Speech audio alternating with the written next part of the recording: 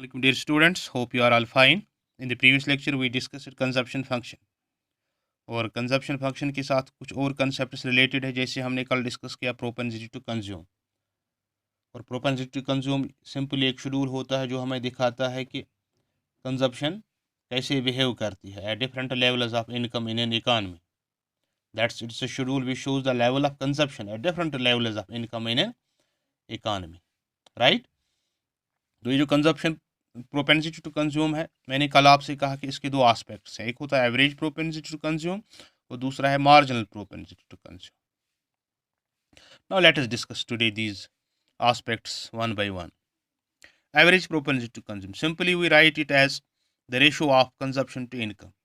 That's APC is equal to C by Y.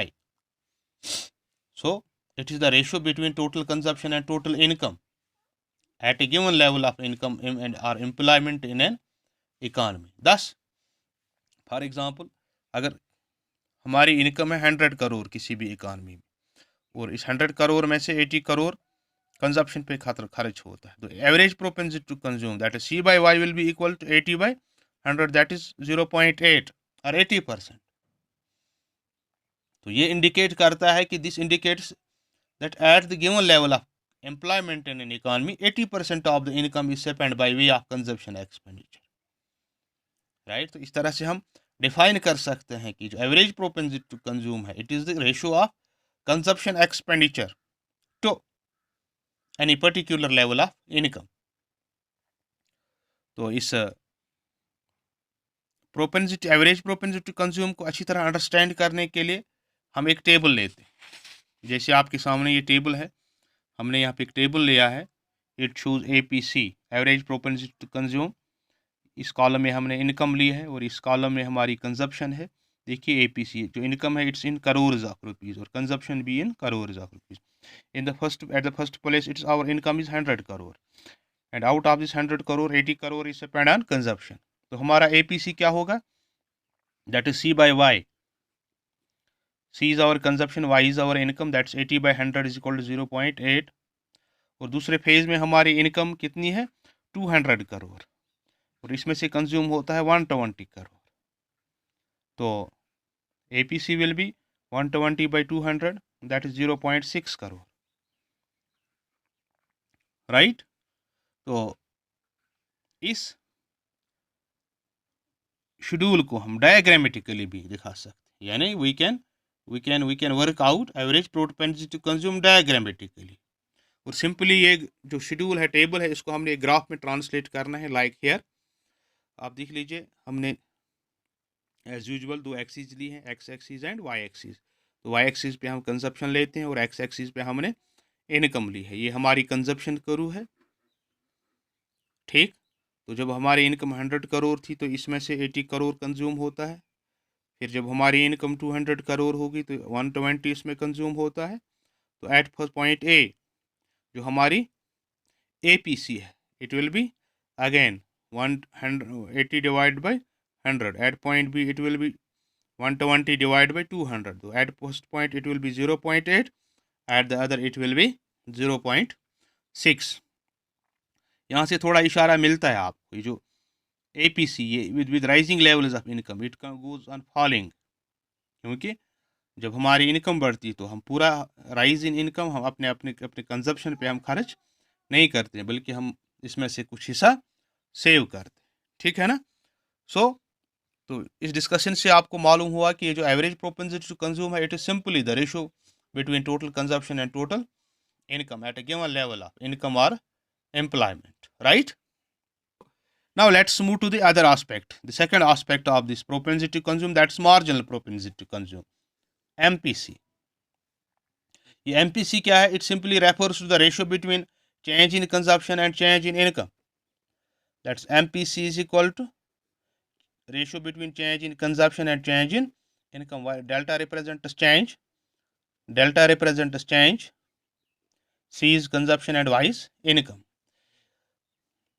Let's take an example. If the income of a country increases from rupees 1000 crore to 1200 crore and the consumption expenditure rises from rupees 800 crore to 900 crore.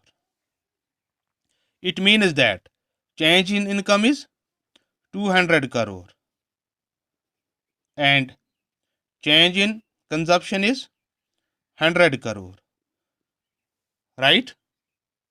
तो जो ratio of change in consumption change in income will be, तो ऐसी सूरत में हमारी MPC will be equal to 100 change in consumption, that is del C del Y is 200 0.5 or 50% of the rise in income goes to consumption. 50% of the rise in consumption goes to income, change in income goes to consumption, right? So simply MPC is the ratio of change in consumption to change in income. That's why we write MPC as equal to del C by del Y. तो marginal propensity to consume को भी हम एक schedule के जरिए understand कर सकते हैं। कैसे, लेट अस सी। देखिए एमपीसी को अंडरस्टैंड करने के लिए हमने एक शेड्यूल यहाँ पे लिया। This is the column for our income. Let our income be ₹100 crore, then it goes to 200 crore and finally rise to 300 crore. Now let us see what is change in income. Initial stage में कोई change नहीं है, ये 100 ही थी, 100 रही, लेकिन जब 200 हो गई तो 100 करोड़ उसकी चेंज है। फिर again it goes 300, again here is a change of 100 crore, है ना। 100 से 200 हो गया तो 100 चेंज है, 200 से 300 हो गया तो 100 चेंज। अब लेट अस सपोज 100 में से हमारी इनकम 80 इसमें कंजप्शन पे जाता था, फिर 120 हो गया, फिर 150 हो गया, ठीक ना। What is change in consumption? Initially same है, लेकिन यहाँ आप देख रहे हैं ड्यू टू चेंज इन, यहाँ 40 करोड़ की चेंज आ गई है, यहाँ 30 करोड़ की चेंज आ गई।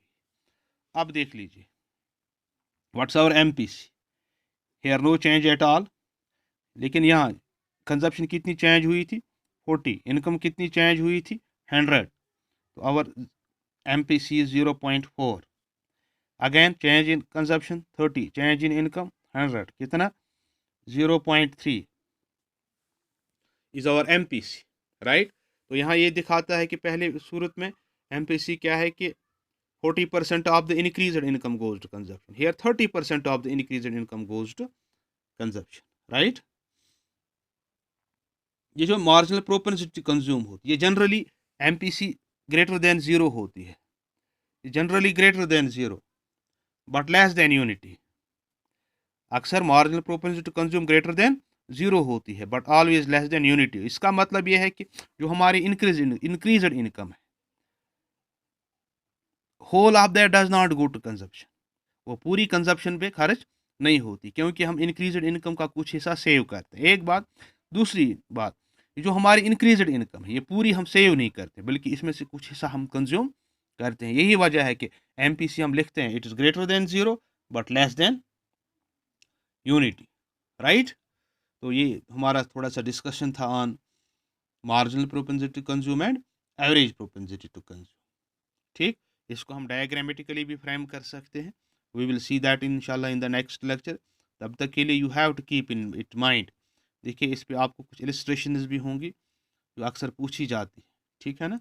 वेरी सिंपल है, आपको मालूम होना चाहिए कि हमारी एमपीसी किसके बराबर है, फार्मूला क्या है, और एपीसी का फार्मूला क्या है, तो we can easily work it out in. और जो हमारा next, like marginal propensity to consume we have marginal propensity to save, like average propensity to consume we have propensity to save। तो ये चीज़ें भी हमने डिस्कस करनी है इंशाल्लाह। We will see that in the next lecture. तब तक के लिए thank you very much, have a nice day.